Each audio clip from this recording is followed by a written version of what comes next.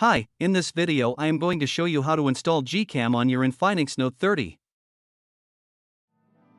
Step 1. Visit our website by clicking on the first link in the description.